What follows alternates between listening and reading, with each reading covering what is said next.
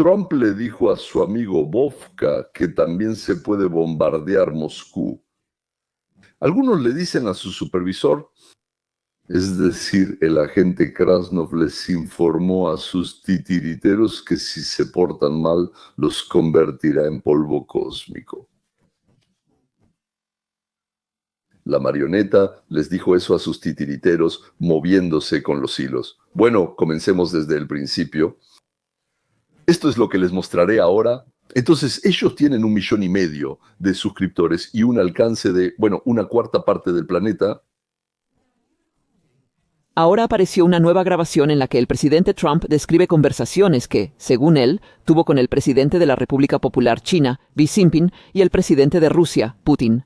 Durante la recaudación de fondos en el 2024, en la grabación publicada, Donald Trump aparentemente dice que amenazó con bombardear tanto a China como a Rusia.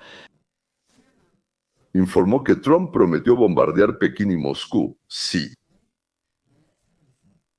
Vamos a escuchar. Entonces, si entras en Ucrania, vamos a bombardear Moscú ahora mismo.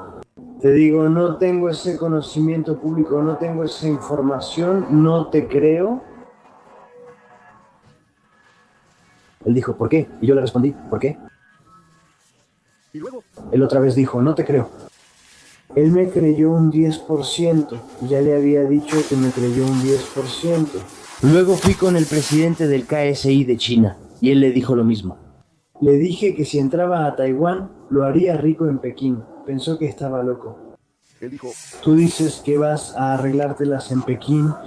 Yo dije que no me quieren. Yo digo, dime qué van a hacer en Pekín.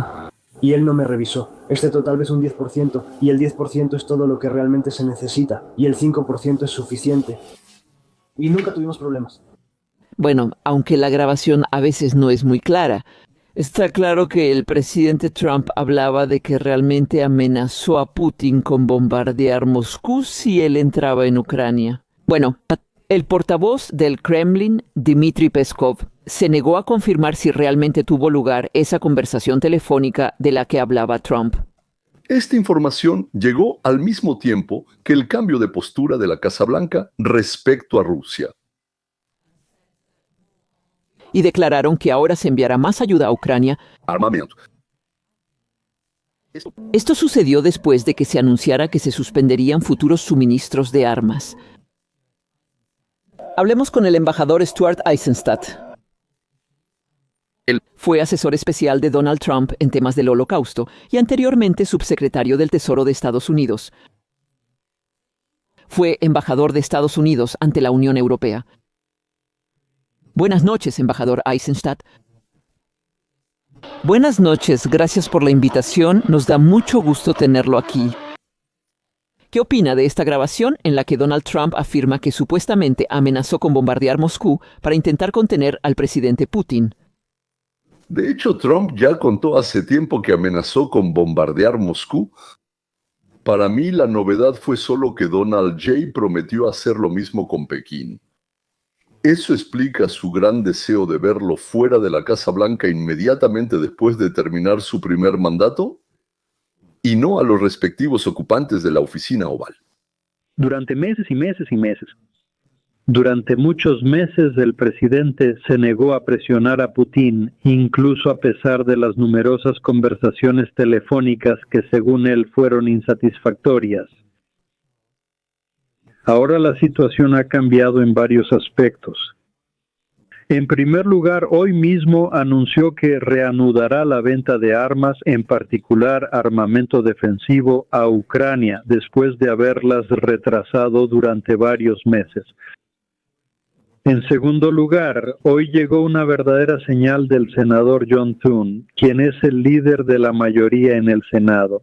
Y él aceptó impulsar un proyecto de ley que cuenta con sorprendentes 85 coautores. Entre los senadores, eso es casi cada uno de los 100 senadores. El proyecto de ley es bipartidista, la mitad son republicanos, la mitad demócratas, y está encabezado por el asesor más cercano del presidente Trump en el Senado, el senador Lindsey Graham. Y este es el proyecto de ley más inusual sobre aranceles con el que he tenido que tratar, así como sobre multas y sanciones. Este es el proyecto de ley de sanciones más sorprendente de toda la historia. Prevé la imposición de aranceles del 500% a cualquier país cuyas empresas hagan negocios con Rusia en bienes sancionados. Creo que esto podría ser un error, pero el hecho es que Thion no habría planteado esta cuestión ni habría declarado que se aprobaría antes de finales de agosto si no hubiera recibido una señal de la Casa Blanca.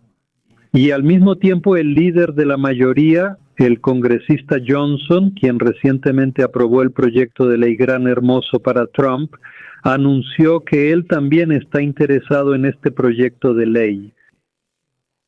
Así que estos son cambios radicales y espero servirán como una señal importante para Putin de que ahora ya no tiene puertas abiertas en la Casa Blanca. ¿Qué hay? Esfuerzos reales para imponer sanciones. Hay mucho que analizar aquí, embajador. En primer lugar, sobre... Respecto a esta grabación, sí, claro, la calidad no es muy buena. No está del todo claro si realmente hizo esa amenaza al presidente Putin, quien, por supuesto, de todas formas, siguió adelante e inició la invasión a Ucrania. En el año 2022, para cuando Joe Biden ya estaba en la Casa Blanca, Ellos no están al tanto. Esto ocurrió a finales del 2020, en la segunda mitad del año, si no me equivoco. En su primer mandato, él se enfrentó a una situación en la que, durante la administración de Obama en 2014, Rusia ya había anexado una parte de Ucrania, específicamente Crimea. Y durante su primer mandato, los llamados hombrecillos verdes sin insignias rusas identificables. Pero claramente los militares rusos ya estaban iniciando acciones de combate en Donbass, donde actualmente continúan los enfrentamientos. Así que realmente no sabemos cuándo sucederá esto, pero si tomamos en cuenta el hecho, como ya mencioné, de que el proyecto de ley del Senado ahora será sometido a votación con un asombroso 85% de los autores en el Senado, encabezados por Lindsey Graham, el senador más cercano al presidente. ¿Qué sucede en la Cámara de Representantes si el presidente de la Cámara tiene interés en este tema? Esto no habría sucedido si no hubieran recibido al menos una señal amarilla, si no es que una verde, del presidente. Porque antes de esto la Casa Blanca no estaba lista para someter el proyecto de ley a votación. Esto es muy importante porque... Entonces, ¿usted cree que realmente ha habido cambios por parte del presidente Trump ahora? Porque hemos escuchado semana tras semana cómo decía que empezaba a molestarse, que el presidente Putin le irritaba cada vez más. Putin rechazó todos los intentos de lograr un verdadero alto al fuego. El presidente Trump hizo esas propuestas y ahora, al parecer, incluso fue en contra de la opinión de su propio ministro de Defensa para reanudar el suministro de armas a Ucrania. Y, como dijiste, ahora realmente se están tomando nuevas medidas para imponer sanciones muy severas contra Rusia. Pensemos en lo que sucedió. Durante 6 meses estando en la Casa Blanca, en este segundo mandato, Trump habló con Putin sobre la paz y Putin afirmaba que estaba listo para detener la guerra, que de hecho él mismo comenzó, pero decía que los ucranianos ahora no quieren detenerla. Y Zelensky y su equipo daban todos los motivos para sospechar que Putin tenía razón. La atmósfera en los medios de comunicación de Ucrania era y sigue siendo antitrumpista. Zelensky montó un circo con los minerales, prácticamente echó a perder las negociaciones y dejó al embajador de Ucrania en su puesto. Varios altos funcionarios de Estados Unidos exigieron que la quitaran.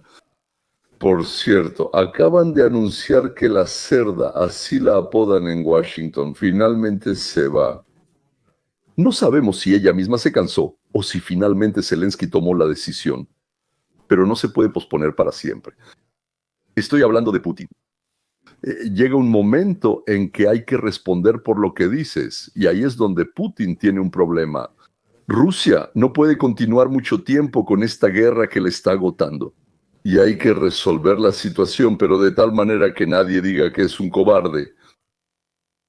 Por eso los ataques a Kiev se han cuadruplicado. La presión está para que Ucrania decida pronto entregar ya sea todo el territorio o las regiones que Rusia ha declarado como suyas. Y como vencedor, Putin se sienta a la mesa de negociaciones y negocia el levantamiento de las sanciones. así como la anulación de sentencias como las de La Haya y otros tribunales. Solo a la persona que te dijo, si invades Ucrania, voy a bombardear Moscú. Puedes apretar los huevos por mucho tiempo, pero no para siempre. Y la eternidad terminó el 8 de julio de 2025. Se rompió. Y Trump dijo que abrieran la frontera, que enviaran armas, que aceptaran nuevas solicitudes de Ucrania. Y además, Senado, apúrense y aprueben el proyecto de ley para castigar a todos los que ayuden financieramente a Rusia comprando su petróleo y gas. El Senado ya cuenta con 85 o incluso 86 senadores, según informes. Estuvieron de acuerdo en imponer 500% de aranceles a todas las empresas y países que compran, procesan, transportan y revenden el petróleo ruso. Y además vamos a darle tatuajes a Ucrania. ¿Dónde están ahora los petroleros ilegales que transportan petróleo ruso, registrados en ningún lado, donde no hay constancia de que hayan entrado a Rusia y hayan sido llenados allí? Bueno, para poder atraparlos y neutralizarlos, Ucrania ya aprendió a hacerlo.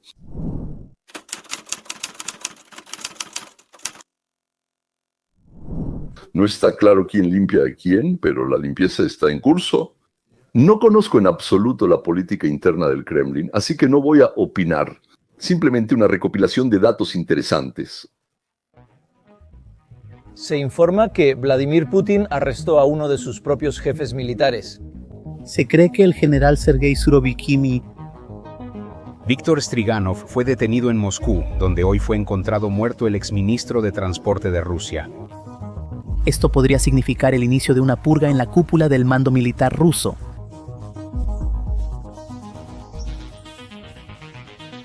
Putin, posiblemente, ha comenzado a purgar a todos los que considera una amenaza para su poder. Newsmax considera que es Putin quien está eliminando a todos los que puedan amenazarlo a él y a su círculo cercano. Algunos piensan que las torres del Kremlin están luchando por influencia. Esto podría ser consecuencia de los arrestos en Pekín. En cualquier caso, algo está sucediendo. La élite de Rusia está siendo atacada por su propio presidente, Vladimir Putin, y no por un enemigo externo. En el último año, altos generales, multimillonarios y personas cercanas al poder han sido arrestados, exiliados o silenciados misteriosamente. Desde el impactante arresto de Timur Ivanov por soborno hasta la caída del magnate del oro Konstantin Strukov, ahora nadie parece estar a salvo. Y estos no son casos aislados. Es una depuración cuidadosamente planeada que revela las grietas en el poder de Putin. Entonces, ¿qué es lo que realmente está pasando aquí? En este video analizaremos por qué Putin se vuelve contra su propia gente y qué implica esto para el futuro de Rusia y, en última instancia, para el mundo entero. En Rusia, donde todos roban y todos aceptan sobornos, ¿cómo vas a poder pagarle a tu jefe superior si tú mismo no has tomado lo suficiente? ¿Y cómo vas a mantener tu puesto si no pagas hacia arriba? En Rusia, todos roban y aceptan sobornos, desde el policía de a pie. Las mujeres que trabajan en esas oficinas que se llaman, que olvidé el nombre de ese lugar horrible, cuando gracias a Dios olvidé cómo se llaman. ¿Dónde se resuelve todo? Es en el ZHEK, se llaman ZHEK, la base de Rusia es el ZHEK. Ahí, o sea, desde ellas hasta el primer ministro, se deben cumplir dos principios. Primero, roba según tu rango. Como decía Gogol, si robas fuera de tu rango. Y lo segundo es comparte con tu jefe. Si no compartes, vete al frente. Y si te acusan de robo, significa que alguien de arriba necesita quitarte del camino. ¿Por qué Vladimir Putin elimina a sus principales generales, multimillonarios y allegados? Para responder, se debe analizar la creciente presión sobre el Kremlin, las personas específicas que son objetivo y los motivos detrás de esta purga. Con más de 1 millón de bajas rusas, la moral y la claridad se están desplomando. Las pérdidas de equipo han forzado a Rusia a depender de armamento soviético obsoleto y soldados norcoreanos, lo cual es humillante para su nación. Además, la economía del país afronta serios problemas por las duras sanciones, la caída de ingresos petroleros, altas tasas de interés y una inflación del 10%. La situación es muy difícil. Esto ha provocado un alza significativa en los precios de productos básicos como el pan y el combustible, generando malestar en la población. Aunque no pueden protestar abiertamente, el descontento es inmenso. Lo que agrava la situación ahora es que no solo los rusos comunes están bajo presión. Las élites, como generales, oligarcas e influyentes, comienzan a expresar descontento. Antes fueron fieles seguidores de Putin, pero ahora algunos comienzan a cuestionar su liderazgo. Mientras la guerra se alarga y su suerte se desvanece. A pesar de que en 2024 ganó un quinto mandato con más del 80% de los votos, encuestas independientes muestran que la confianza en el gobierno de Putin está disminuyendo. Eso no había pasado en mucho tiempo. Tal vez él manipuló las elecciones, pero ahora la situación real en el país dice otra cosa. Al darse cuenta del lío en el que se metió, Putin ahora actúa de manera agresiva. ¿Hasta qué punto parece la situación se desarrolla en los regímenes totalitarios? No se puede expresar una protesta abiertamente, pero en los pasillos y en secreto, totalmente en los corredores, se hacen tratos, surgen relaciones de socios y alguien está delatando. El 7 de julio de este año, Roman Starovoy, exministro de Transporte de Rusia y exgobernador de la región de Kursk, fue encontrado muerto en su auto cerca de Moscú. El exministro de Transporte de Rusia fue encontrado muerto hoy, pocas horas después de que Vladimir Putin lo despidiera.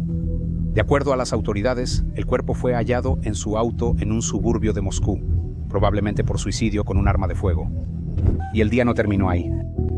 Horas después de la muerte de Starovoy, otro funcionario, Andrei Konyuchok, falleció durante una reunión en el Ministerio de Transporte. No hubo advertencia ni explicación, simplemente murió en medio de la jornada laboral. Tenía 42 años. Según los informes, estaba sano y trabajaba en el mismo ministerio del que acababan de expulsar a Starovoy. Es difícil imaginar algo más sospechoso. Andrei Veterlov, vicepresidente de Transneft, el gigante estatal ruso del transporte de petróleo, fue hallado sin vida bajo una ventana en un área exclusiva de Moscú. La policía afirmó que dejó una nota. Sin embargo, las caídas desde ventanas se han vuelto una siniestra seña de identidad entre la élite rusa. Si has visto titulares sobre muertes en Rusia con suficiente frecuencia, ya lo sabes. Además de estas muertes, también hay arrestos. El 7 de julio, cuando fallecieron Starovoy y Konyuchok, Víctor Strigunov fue arrestado. Víctor Strigunov fue ex subdirector de la Guardia Nacional de Rusia, una poderosa estructura de seguridad que responde a Putin. Fue detenido bajo cargos de abuso de poder y soborno. Las autoridades declararon que recibió más de 1.000 millones de rublos, equivalente a unos 10 millones de dólares, en pagos ilegales. El ejército tampoco se quedó al margen. Ese mismo día, el coronel general Jalil Arslanov, un alto mando del ejército, fue sentenciado a 17 años de cárcel. Fue director en el Estado Mayor General hasta 2020. Según la investigación, él robó 1,60 mil millones de rublos, cerca de 20 millones de dólares, al hacer tratos desfavorables con una empresa que suministraba equipo de telecomunicaciones al ejército. La purga no se limitó a los funcionarios. A principios del año 2025, el multimillonario y minero de oro, Konstantin Strukov, intentó huir de Rusia en su avión privado.